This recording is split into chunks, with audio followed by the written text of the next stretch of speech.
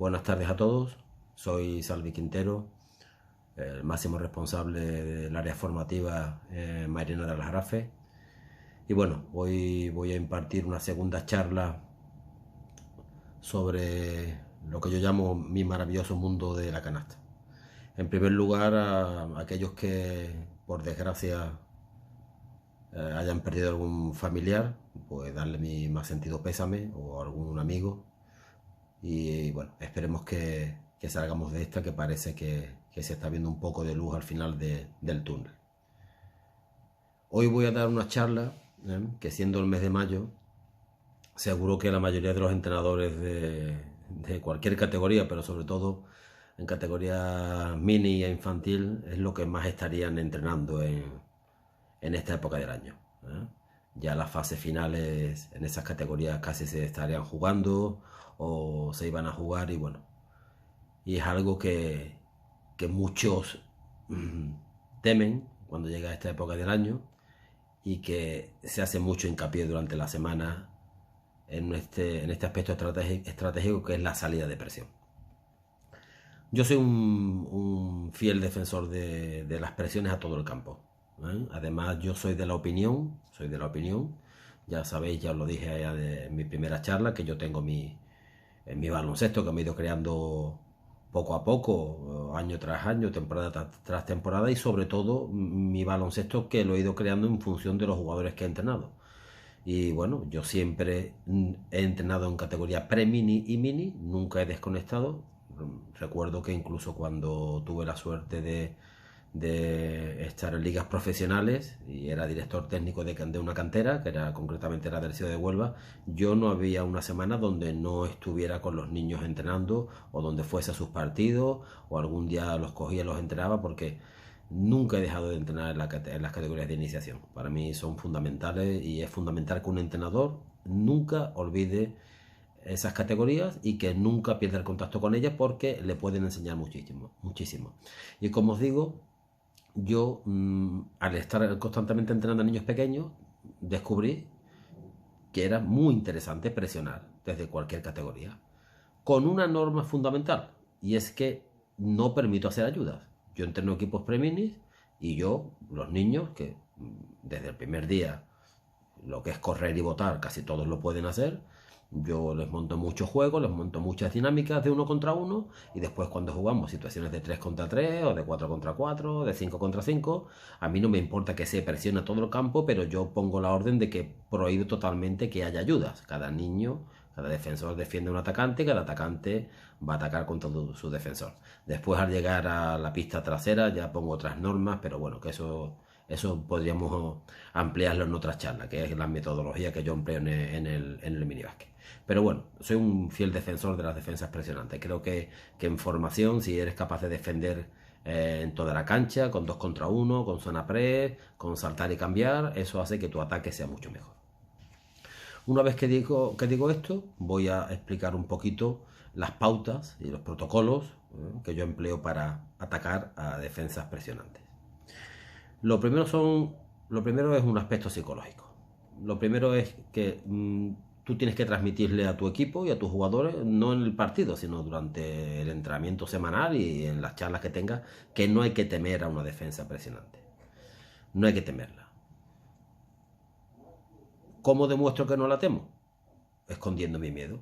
Y en un partido, a la hora de dirigir un partido, ¿cómo escondo mi miedo? No agotando mis tiempos muertos rápidamente, ni realizando cambios porque me presiona todo el campo, ni de repente cambiar mi forma de dirigir porque me presiona todo el campo. Mantener la calma, esconder el miedo, que no te altere una defensa presionante, porque lo que tú sientas y las alteraciones que a ti te produzca esa defensa es lo que tú vas a transmitir a tus jugadores. Importante que las pérdidas de balón se olviden inmediatamente. Una pérdida de balón ante una defensa presionante es igual de importante o de poco importante que si la pierdes jugando un 5 contra 5 en medio campo. Pero todos sabemos que cuando te presionan en todo el campo y pierdes un balón en tu pista, aunque no te metan canasta, parece que esas pérdidas valen el doble. Y no tiene que ser así. Debemos intentar salir de la presión y no cambiar nuestra forma de jugar. La presión se hace por algo y tú tienes que intentar mantener, en la medida de lo posible, tu forma de jugar. Ideas generales. Yo tengo una misma salida de presión contra defensa individual y contra defensa presionante en zonas, lo que llamamos la zona presión. Yo tengo la misma presión para ambas salidas, con algunas variantes, pero la misma. Salimos por normas. Yo tengo una norma muy importante que la aplico desde que los niños son pequeños, que es lo que yo llamo el pase Casillas. El pase Casillas, el portero de la selección española. Y es que mi teoría, y con los niños pequeños yo la aplico mucho, y hay muchos entrenadores que han trabajado conmigo que al principio se reían, pero después también lo aplican, es que yo a los niños pequeños sobre todo se lo digo: antes de perder el balón y que te metan una canasta, tú lanzas el balón hacia arriba, hacia el otro campo, haz un pase de portero de fútbol, porque igual la coge un compañero tuyo, y si no la coge un compañero tuyo, la cogerá otro del otro equipo, pero está en su pista, no está en la tuya. Eso es lo que yo llamo los pases Casillas, que al final dan muchos resultados, porque si vosotros lo empleáis, que supongo yo que lo haréis en vuestros equipos, si tenéis un niño que es capaz de dar un pase de béisbol, un pase largo, un pase de campo a campo, es fundamental para meter contraataques. Tener niños en mini y en premini que son capaces de tirar el balón hacia adelante son importantísimos. Ese pase que yo llamo pase Casilla lo descubrí pues cuando un niño me lo dijo en un entrenamiento, que él antes de perder el balón lo tiraba hacia adelante. Y digo, oye, pues es la verdad, es mucho mejor que el balón esté delante, en la pista delantera, a que me lo quiten en la trasera. A la hora de salir de la presión es muy importante lo que actualmente tenemos en nuestros equipos, que es la polivalencia de los jugadores. Jugadores que pueden hacer de todo. No hace falta que sea el base específicamente el que suba el balón cuando se sale de una presión. El tener jugadores en mini, el jugadores en infantil, en cadete, en cada equipo, ya lo comenté en la anterior charla, de cada vez que tenéis 5 jugadores en el campo, hay 4 que prácticamente pueden driblar por todo el campo, pueden rebotear, pueden tirar, es decir, son un 7 en todas las facetas del juego. Pues eso es importantísimo a la hora de salir de una presión. Normalmente salgo siempre por normas, que las explicaré más adelante, pero cuando el balón está parado, por ejemplo desde tiro libre, sí me gusta tener una salida, una disposición ideal para salir de la presión después de que me tiren un tiro libre. Los jugadores están parados en el campo, el balón está muerto, y sí preparo algo determinado para salir un poco de la monotonía, o para que el otro equipo esté preparado para un tipo de salida de presión, que es la que hago habitualmente cuando me meten canastas en juego y saco, o cuando saco de banda, y ahora de repente después de un tiro libre le hago algo diferente, algo más específico. Y como última idea general es el tema de las trampas. Una defensa presionante te va a poner trampas. Normalmente los vértices del campo, en las bandas del campo, saltándote a un 2 contra 1, saltándote cuando haces un reverso, uno de tus jugadores que va driblando. Y otra de las ideas fundamentales que tenemos nosotros en nuestra salida de presión es que hay veces que vamos a caer en sus trampas para nosotros poner otra. Hay veces que damos la orden de ir hacia cierto lado del campo, o hacia cierto vértice, o hacer cierto gesto táctico, porque nosotros vamos a intentar, o que parezca que caemos en una trampa, para nosotros crear otra trampa. Importancia de los espacios en la salida de presión. Jugamos en 28×15. 28×15 son las dimensiones del campo de baloncesto. Y es lo que tenemos que emplear para salir de una presión. El campo tiene que ser lo más ancho y lo más largo posible. Antes de meter el balón en la cancha, el centro del campo me gusta dejarlo completamente libre. El hueco central lo dejo libre. Una vez que el balón ya ha entrado en el campo, sí utilizamos las 3 calles de la cancha. Antiguamente cuando yo jugaba se hablaba de que la cancha tenía 5 calles. Yo el campo lo divido siempre en 3 áreas, las áreas laterales y el área central. Y es lo que utilizamos, las 3 calles del campo. Podemos pasar y progresar, o pasar y quedarnos. Pasar y progresar, o pasar y quedarnos como pase de seguridad. Y es muy importante en cualquier faceta del juego a nivel táctico las triangulaciones, pero en una salida de presión muchísimo más. Siempre hay que tener 2 opciones de pase en una triangulación. Los principios tácticos. fundamental son los pases de seguridad. Los pases de seguridad, pero recordad, todo el mundo cuando se habla de pases de seguridad piensa en el pase de seguridad de pista trasera. Yo hablo de pases de seguridad en pista trasera y los que también tenéis que tener en pista delantera. Por si os saltan un 2 contra 1 en la pista delantera, en la esquina, en el alero, en las zonas laterales, hay que tener también pases de seguridad. Salimos de la presión con pases, pero también con botes. Yo eso de que no botar, no estoy de acuerdo. Si tenéis un jugador que es capaz de driblar y marcharse de su defensor y romper las ayudas que van saltando, ¿por qué vais a dejar de hacerlo? Es decir, hay que buscar la mejor opción. Hay veces que se puede salir con botes y hay veces que se puede salir con pases. Sí va a ser más habitual salir con pases si la zona presionante que te hacen es una zona presa. Es más habitual salir con pases. Pero yo os digo, no vayáis a dejar de salir con bote o sacrificar a un magnífico jugador que tengáis driblando, porque es una tontería. Lo que queréis es avanzar y atacar. Importancia del bote lateral y el bote hacia detrás. Bote lateral y bote hacia detrás, sobre todo en situaciones que os hagan 2 contra 1. Muy importante que el jugador con balón aprenda a cuándo debe botar hacia detrás o botar hacia un lado para después romper la situación de 2 contra 1.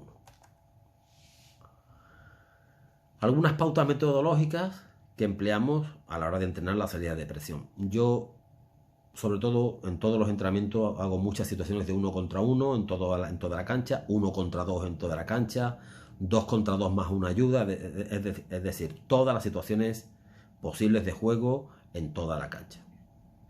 Entrenar situaciones de desventaja y de ventaja en las situaciones reales que se os van a dar en un partido, que se os pueden dar desde atacando en pista trasera hasta llegando y atacando en pista delantera.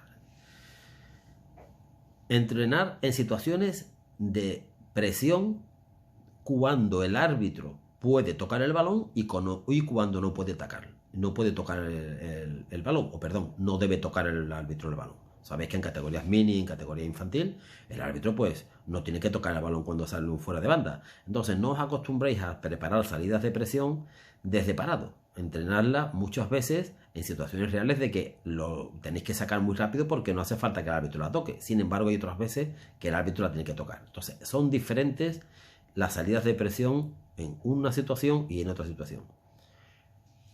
Y a nivel metodológico, como expliqué al principio, yo empezaría con las presiones a todo el campo desde la categoría pre-mini. Ya os digo, si os lo planteáis y jugáis 3 contra 3 con niños pre-mini en todo el campo, presionando, pero ponéis la orden de que cada niño tiene que defender a un niño del otro equipo y no se pueden hacer ayudas, encontraréis muchas posibilidades muy interesantes. No solo para la defensa, sino sobre todo para el ataque. Yo en la salida de presión consideramos que tenemos 3 fases. La primera fase, que es la de sacar rápido y atacar y desbordar, que puede ser desde el dribbling o desde el pase. Una segunda fase, que es una vez que he desbordado, buscar una ventaja numérica. Esa ventaja numérica la podemos empezar a aprovechar desde mi propia pista, rompiendo en el primer 1 contra 1, o una vez que he dado un pase hacia pista delantera y forzar e intentar jugar en situación de ventaja. Y la tercera fase de mi salida de presión, que es lo que yo llamo llegar jugando o jugar llegando en pista delantera.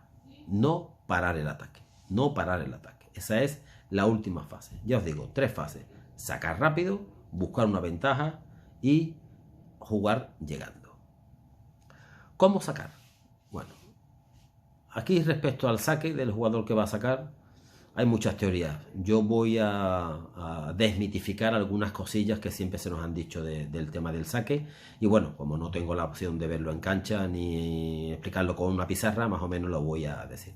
Importante es que el sacador esté en movimiento, que tenga una amplia visión periférica.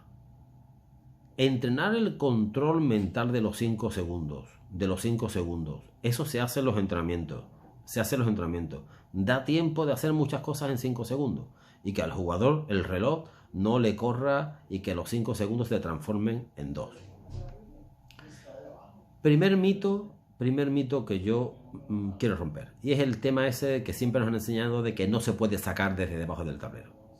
Para mí eso no... Eso es algo muy antiguo y eso es algo que a mí no me gusta hacer.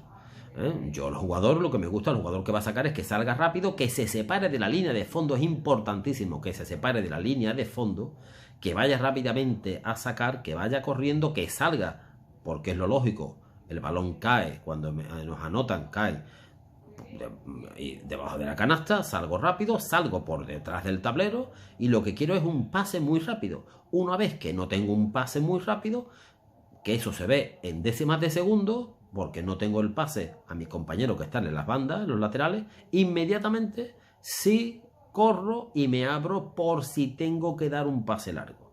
Es decir, yo no obligo a los jugadores que van a sacar a ir corriendo y decantarse hacia un lado, porque si tengo que dar un pase largo, no dé el balón en el tablero, que es lo que siempre nos han dicho. No. Yo quiero que saque rápidamente, que se separe de la línea de fondo, que intente sacar rápido, dar el balón rápido a uno de los laterales, a uno de los dos laterales, me da igual que sea izquierda o derecha, y si no puede, porque le da tiempo de sobra, sobre la marcha, y como está en movimiento, se decanta hacia un lado y si tiene que dar un pase largo, pues da el pase largo. Que nunca renunciaremos a un pase largo. Si vosotros conseguís meter rápido el balón en el campo, con un pase largo, con un pase a media pista, con un pase de béisbol y anotar, poco os van a presionar.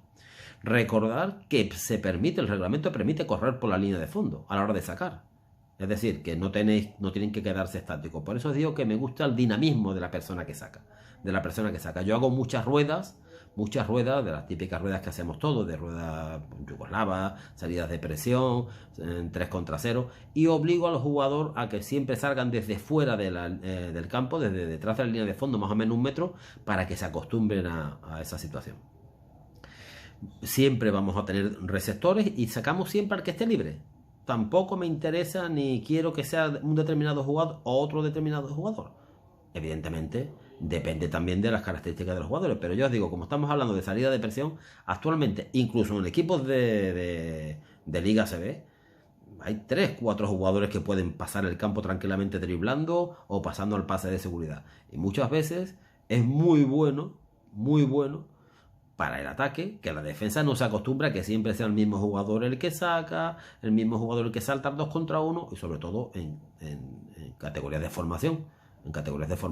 Que tenéis jugadores que sabéis que pueden cada uno, con sus virtudes y sus defectos, pero que la mayoría pueden ejecutar acciones de 1 contra 1, pues es muy interesante, sobre todo estos chicos y chicas que juegan de 3-4, que muchas veces tienen ventaja en todo el campo, en su 1 contra 1, que están ya muy preparados para cuando les salte la ayuda, doblar el pase al jugador que está en pase de seguridad, pues de esa forma. No hace falta que sea específicamente un determinado jugador el que suba el balón cuando nos hacen presión.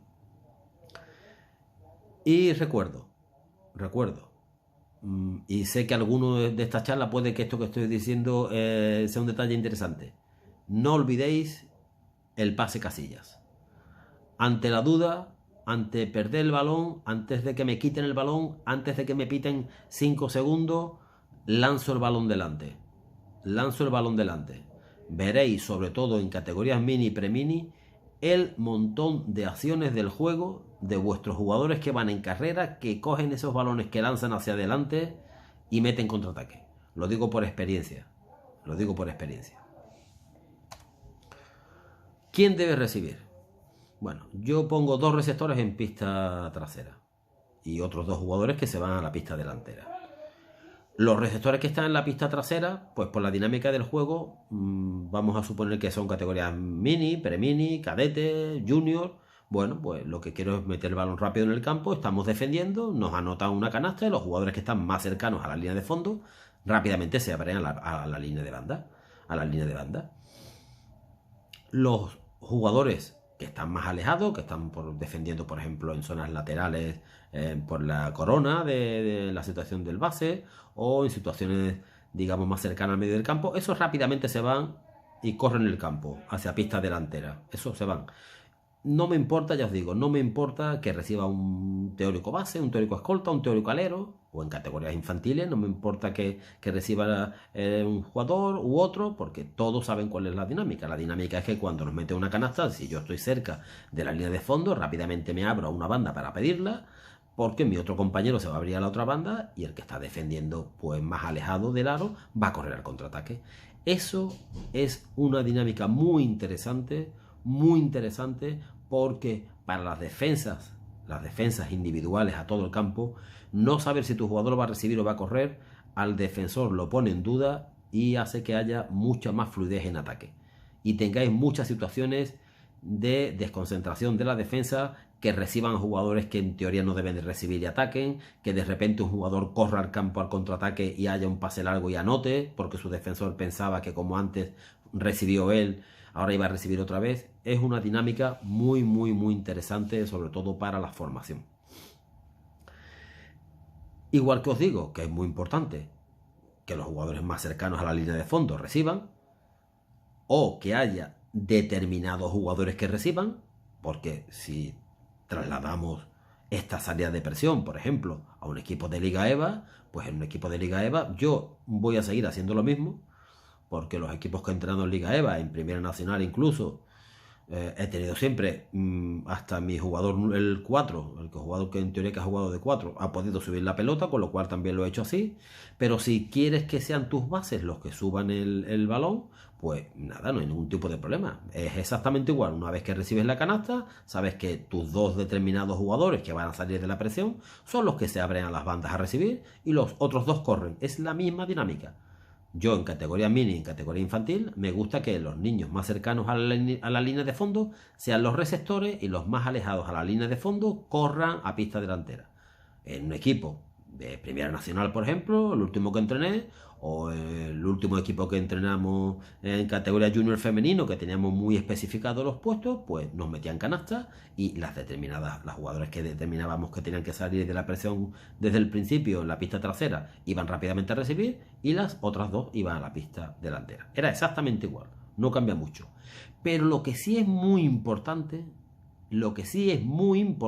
y esto lo uno a aquello que os decía en la primera charla de todos los jugadores deben entrenar igual, tal y cual, pero no hay que obligarlos a que hagan todos lo mismo, pues esto es igual. Es muy importante saber quién recibe, pero también es muy importante saber quién no debe recibir. En todos los equipos tenemos a ese jugador o a esa jugadora, oye, que le cuesta más trabajo el 1 contra 1 en toda la cancha, que tienen más probabilidades de perder el balón cuando le presionan con un 2 contra 1, jugadores sobre todo en categoría mini, en categoría infantil, que están en esa época de crecimiento donde fisiológicamente quieren hacer un movimiento porque su mente se lo pide, pero su coordinación todavía no le da para hacerla y pierden balones, o no tienen la capacidad de dribbling en velocidad. Pues esos jugadores es mucho mejor que tengan claro que ellos no van a recibir y vamos a reforzarlos mandándolos a pista delantera. ¿De acuerdo? Importante saber cómo voy a sacar, quién va a recibir y quién no va a recibir.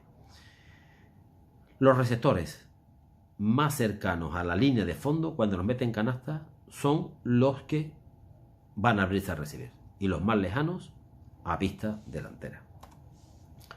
¿Cómo recibir y dónde recibir? Bueno, igual que el sacador decíamos que tiene que sacar en movimiento con una amplia visión periférica separado de la línea de fondo, ahora lo que queremos es recibir en movimiento y encarando la canasta. Recibir lo más adelantado posible, Es decir, si yo puedo recibir en carrera pasada la línea del tiro libre, recibo para atacar. La única norma que ponemos es que el jugador que recibe tiene que intentar no recibir cerca de la línea de fondo. Tiene que tener un espacio para botar hacia detrás. ¿Por qué? Porque si me saltan a un 2 contra 1 y no tengo opción de pase, tener la opción del bote atrás o el bote lateral para después desbordar. Entonces, si recibo muy pegado a la línea de fondo y no tengo la opción del bote hacia detrás o el bote lateral, estamos muertos y vamos a perder muchos balones. Entonces, mi norma es recibo muy adelantado y si tengo que ir hacia la línea de fondo a recibir, siempre guardar ese espacio entre donde recibo y la línea de fondo, que al menos pueda dar esos 2 botes hacia detrás para después atacar. Vamos a intentar dejar el centro del campo libre. Hasta que el balón no entra en el campo, el centro del campo, la calle central, la tenemos libre. Si no podemos recibir en las bandas, es cuando vamos a poder irrumpir en el centro con un corte. Para eso queremos el centro del campo libre. Para eso lo queremos. No especificamos a qué jugador le pasamos. Queremos rápidamente el balón a una banda, abierto, y al que antes le podamos pasar. Al compañero que tengamos libre que antes le podamos pasar. Y es muy importante, igual que alargamos el campo, ensancharlo. Hay mucha gente, que es otro mito que yo con el tiempo me he ido quitando de mi cabeza, era eso de no recibir muy cercano a las bandas porque pueden hacerte un 2 contra 1. No. A mí no me importa que recibamos cerca de la banda. No me importa, al contrario. Yo quiero ensanchar el campo. Quiero que si me viene un 2 contra 1 haya una distancia muy larga con mi compañero al que después le pueda pasar. Alargamos el campo con los jugadores en pista delantera, ensanchamos el campo con los 2 jugadores que reciben en pista trasera. Si el receptor no puede recibir, podemos rápidamente cortar hacia pista delantera. Los de pista delantera vienen a recibir ellos. Un movimiento de puerto atrás. Puede cruzarse con el otro compañero de la banda. Es decir, además eso es fácil. Eso en un juego de 5 contra 5 formativo de ocupación de espacios no tiene ninguna historia. El jugador puede cortar hacia el centro, un compañero lo reemplaza, puede correr hacia adelante, el que está adelante viene hacia detrás, se pueden cruzar. Esos son juegos y situaciones de estrategia de ocupación de espacios que no hay ningún tipo de problema. Y ya os digo, en 5 segundos da tiempo. Yo empleo mucho esta frase de que en 5 segundos da tiempo a hacer una paella. Es decir, no nos volvamos locos con no poder hacer muchas cosas porque en 5 segundos nos van a pitar 5 segundos. No. Una vez que el balón entra por el arito y vamos a sacar rápidamente, nos da tiempo a hacer una puerta atrás, un corte. Da tiempo, sin ningún tipo de problema. Un pequeño detalle, si le pasamos a un jugador que nos corta por delante, que se nos cruza por delante, pongo la situación, jugador en línea de fondo que va a sacar, un compañero se cruza por delante de él para recibir, ese pase que sea picado, no le paséis de pecho, pasarle picado para que aproveche el pique del bote, su recepción y pueda salir botando en velocidad. Prefiero los bloqueos verticales a los horizontales. Yo respeto a todos estos equipos que continuamente van a salir de una presión y continuamente van a bloquear a los jugadores. El jugador de un lado va a bloquear al del otro. Yo los respeto, pero yo prefiero que sean cortes, y si tengo que hacer bloqueos, que los bloqueos sean verticales, que sean a los jugadores que están en la pista delantera y que vengan a recibir. Esos bloqueos verticales son muy peligrosos de faltas en ataque. Al final casi nunca se aprovechan esos bloqueos. Esos bloqueos son más que nada cuando se cruza un molesto para que tú recibas. Ese inicio o ese movimiento de cruces entre jugadores, que al final hay un pequeño despiste de los defensores, ese molesto para que tú recibas es mucho más productivo que un bloqueo horizontal. Sin embargo, cuando vamos a salir de la presión con balón muerto, como expliqué antes, después de que nos anoten un segundo tiro libre, después de que volvamos de un tiempo muerto en el segundo cuarto, después de que saquemos de banda en pista trasera con balón muerto, sí podemos emplear bloqueos, o sí empleo en esas situaciones muchas más acciones de bloqueo. Pero ya os digo, porque es algo muy específico. Pero en la normalidad de la salida de presión empleo pocos bloqueos. Soy más de cambios de dirección, de puertas atrás, de cruces de jugadores ahí molesto para que tú recibas, antes que hacer bloqueos. Otro detalle importante: cuando el jugador reboteador no es capaz de dar un primer pase y nos están presionando, porque también hay equipos que pueden presionar de estas típicas presiones que se hacen siempre. Hay equipos que presionan después de anotar un tiro libre, otros que presionan después de meter canasta, otros que presionan después de contraataque. Hay equipos que presionan siempre durante todas las acciones del juego. Cuando un reboteador no puede pasar, hay que acostumbrar al reboteador a dar 2 botes hacia un lado para después pasar, o a uno de nuestros exteriores a cruzarse mano a mano y recibir del compañero para atacar. Es un pequeño detalle que tenemos que trabajar. Lo que es el mano a mano, o lo que son los 2 botes laterales, o incluso un bote hacia la esquina para abrir un ángulo de pase y poder pasar a un compañero. Eso es cuando nos presionan y el reboteador no puede dar el primer pase de contraataque.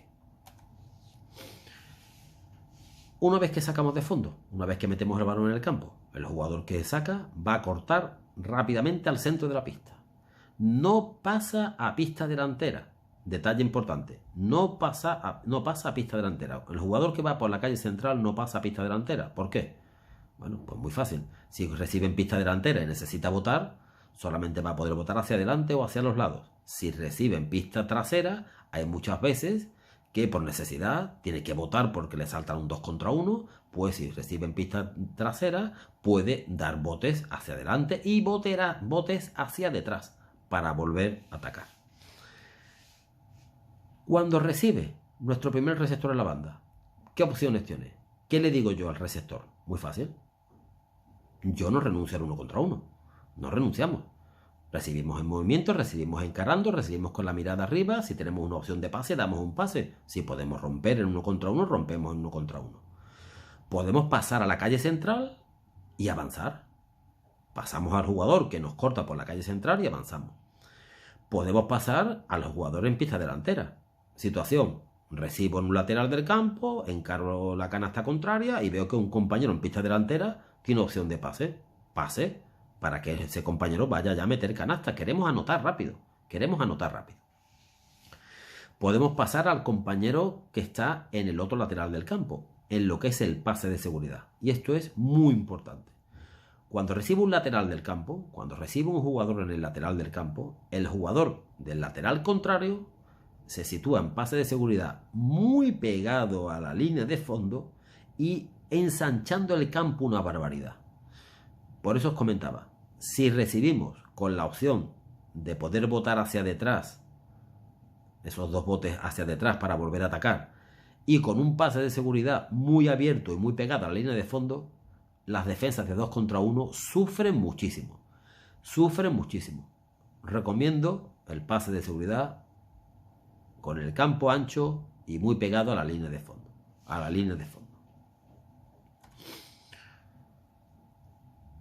Buscamos ventajas. La siguiente fase, ya hemos metido el balón en el campo, ahora lo que vamos a hacer es buscar las ventajas. ¿Cómo buscamos las ventajas? Lo que comentaba anteriormente. El receptor recibe y no renuncia a su 1 contra 1. Todos tenemos jugadores que son capaces de driblar 1 contra 1. No tenemos por qué esa norma de con pases.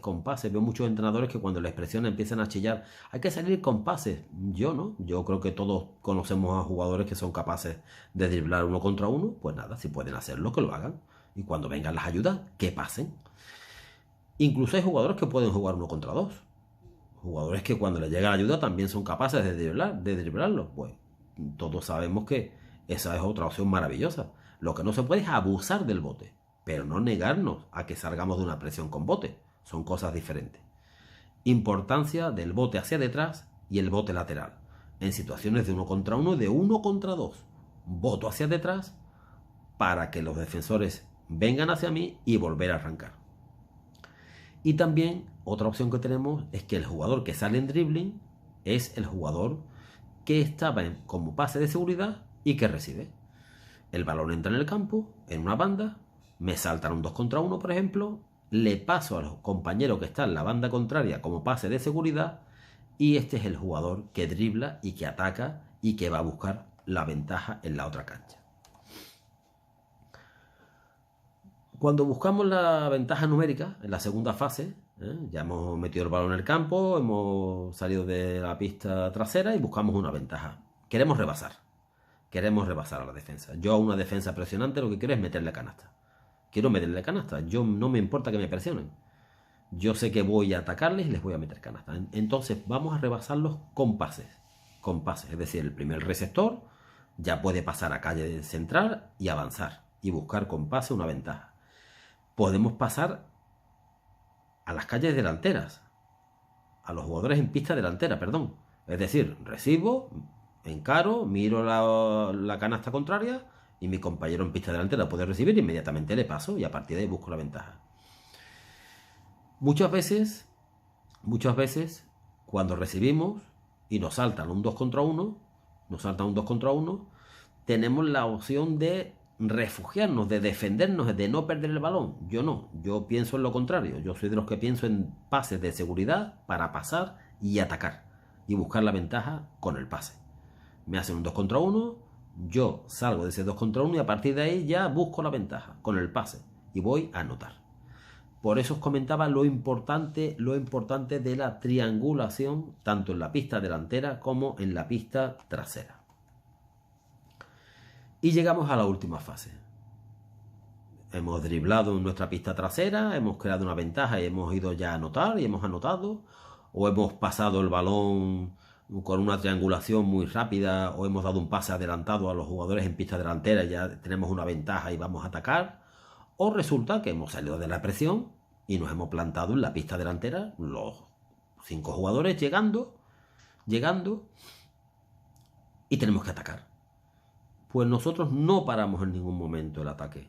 No paramos el ataque. Nosotros tenemos totalmente prohibido, mis equipos tienen totalmente prohibido, salvo que solo vayamos a realizar una acción de tiro, porque sea final de cuarto o final de partido, tenemos totalmente prohibido esa acción del juego, que es cuando se sale de la presión y ahora de repente le damos el balón al base y el base se va botando al medio del campo y ahora marca una jugada. Y hay gente incluso que le aplaude, como diciendo, hostia, qué equipo más ordenado.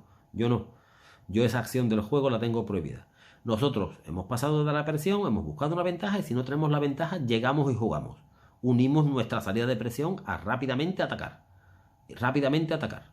No paramos el juego. No paramos el juego. Entonces, tenemos unas normas muy fáciles para llegar atacando, o lo que es atacar llegando en la pista delantera. Nosotros intentamos rápidamente llevar el balón a la esquina o al poste bajo. Muy rápido. Nuestros primeros pases es, ya que no hemos podido atacar y anotar buscando una ventaja, llegamos en carrera y el balón tiene que ir rápidamente a una esquina o al poste bajo. Esto lo que va a hacer es que ya de entrada haya mayor circulación de las posiciones exteriores si montamos un 5 contra 5. El 24 no debe presionarnos.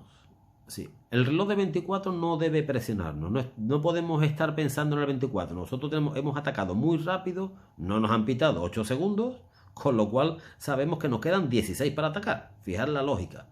Eso es una lógica, pero eso es una lógica aplastante que muchas veces no empleamos cuando salimos de presión, de inculcársela mentalmente a nuestros jugadores. Oye, que si no te han pitado 8 segundos en la salida de presión, te siguen quedando 16. Sin embargo, cuando hay presión a todo el campo y salimos de una presión, pero no perdemos el balón, pero tampoco anotamos, el jugador piensa que le quedan 8 o 10 segundos, ¿no? Te siguen quedando 16. Llevamos balón a esquina o al poste bajo. ¿Que no hemos conseguido hacerlo? Pues rápidamente metemos un bloqueo directo, normalmente del último jugador que llega. O especificamos qué jugador. Oye, mira, que nos presionan, pues sabemos que tal jugador o cual jugador es el encargado de realizar el bloqueo directo, que lo hacemos en un lateral del campo para ampliar el campo, para ensancharlo. O también lo metemos en la esquina. El balón, hemos pasado la pista trasera, hemos dado un pase en pista delantera, el balón está en la esquina, ha habido un buen balance defensivo, no tenemos ventaja numérica para atacar y ahora un jugador llega y por sorpresa, sin parar el juego, mete un bloqueo directo. Y después, pues otra opción que tenemos de llegar atacando es si tenemos algún tipo de sistemas donde se inicien con un balón a un lateral del campo. Yo, por ejemplo, pues estratégicamente tengo un movimiento que llevo haciendo muchos años, que es una transición, un movimiento que llamamos transit. Todos los equipos que yo he entrenado prácticamente lo hemos hecho, y cuando salíamos de una presión, si no teníamos ventaja numérica, pues como el balón normalmente está en un lateral, pues ya iniciábamos nuestro sistema de ataque. Bueno, y hasta aquí esta charla sobre la salida de presión, sobre mi teoría y mis principios metodológicos y la forma de atacarla que tengo. Estas cosas sabéis que muchas veces es mucho mejor verlas sobre la pista o incluso con una pizarra, pero bueno, por desgracia aún no podemos ir a instalaciones deportivas. Esta ponencia la tenía preparada sobre todo para la gente de mi club, para la gente de Mairena, que afortunadamente de todo lo que he explicado más o menos ellos ya lo saben porque todos tenemos estructurada la misma salida de presión. Ya os comenté que en mi club prácticamente todos lo entran con la misma dinámica. Solo que aquí pues me he centrado un poco más en detalles mucho más concretos. Espero, como os dije la última vez, que os hayáis quedado con los detalles que más os interesen. Tenéis la dirección del club, mi correo es fácil de localizar aquí en Huelva, mi teléfono, cualquier duda y cualquier cosa, pues estoy a vuestra disposición y como siempre os digo, lo mismo que hago yo con las charlas a las que atiendo y en estos días estoy viendo muchos vídeos, un detalle que os hayáis quedado, algo que os haya gustado, algo con lo que no estéis de acuerdo, siempre eso va a ser interesante. Lo importante es la discrepancia con respeto, la tolerancia, la educación y sumar y aprender unos de otros. Estés de acuerdo o no estés de acuerdo con las ideas que te exponen tus compañeros. Un saludo, espero que vaya bien la cosa y bueno, próximamente sacaremos otra pequeña charla sobre técnica individual. Gracias a todos.